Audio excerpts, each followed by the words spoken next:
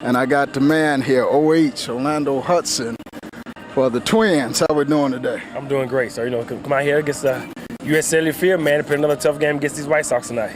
Well, you guys in a tight race right now, going back and forth. But we got a young audience out there we try to take behind the scenes, and we want to know who is Orlando Hudson? Man, it's a country boy from South Carolina, man, that's all. I love the game of baseball. Been playing it since I was 4 years old, man. Love to fish and hunt, and, God bless me to be in the position I'm in now. So how did you wind up making it to be a major league? Hey, I tell you what, though, man, being in the big leagues, man, has been unbelievable. You know what I'm saying? It's God's blessing. It's God's blessing, and, and won Gold Gloves, been All-Stars, and, so it's been a childhood dream come true. And, I used to coach college baseball, and I started from 5 major league teams.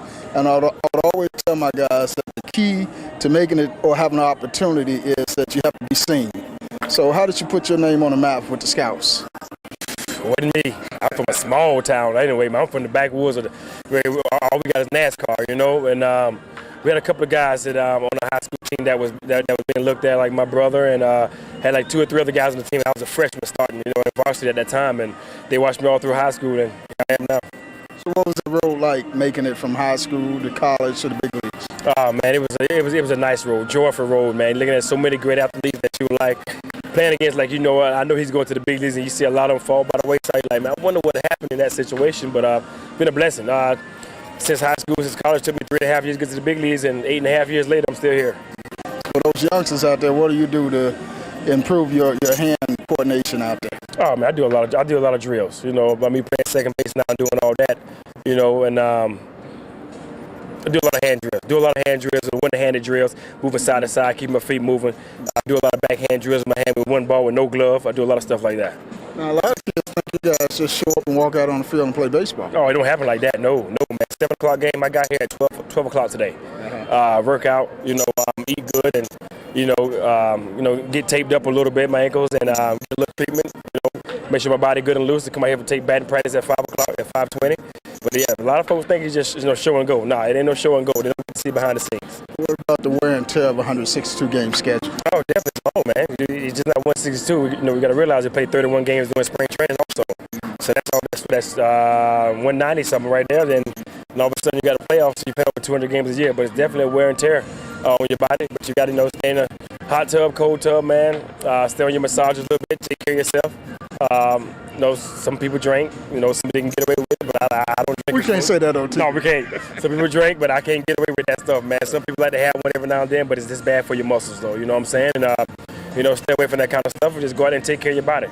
So at what point did you know you were going to be a draft pick? Oh, man. I was a freshman in high school. Yeah, I knew that then.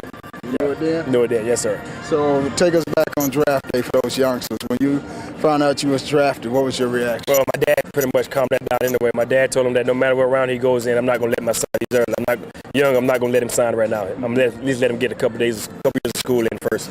So, that pretty much, said to myself, I got to go to school some more. You know what I'm saying? But it was all good. Dad made the right decision, him and my mom. And to tell you what, man, draft day, I was in Myrtle Beach after graduation, and the Blue Jays called me and said, that we're going to take you, and they drafted me. So that's what it was. What round were you drafted? Oh, man, I went to 33rd out of high school and 43rd out of college. So when you got drafted, you went to the minor leagues, yeah, and you got that call, you made it to the big leagues. What was that like? Oh, it was an unbelievable feeling. Childhood dream came true. I was in Ottawa, Canada. We just won like 12-1 or something like that. So manager calls me in the office, and there it was, man. So congratulations. I want to see you back in the minor leagues again. And when you walked in that locker room for the first time on the major league level and saw your uniform? Oh, man. Got my locker, sat in the major league uniform, had a big smile on my face, but, I couldn't do too much because the veterans don't like that kind of stuff, you know what I'm saying? So sat there quietly, had fun with the guys, and went out and played a good game in Baltimore. And 8 years later, you're still here? Still here. Coach, take you behind the scene with the man for the Twins, OH. A blast from the past. Go to our YouTube channel and become a subscriber. Just simply click on the subscribe button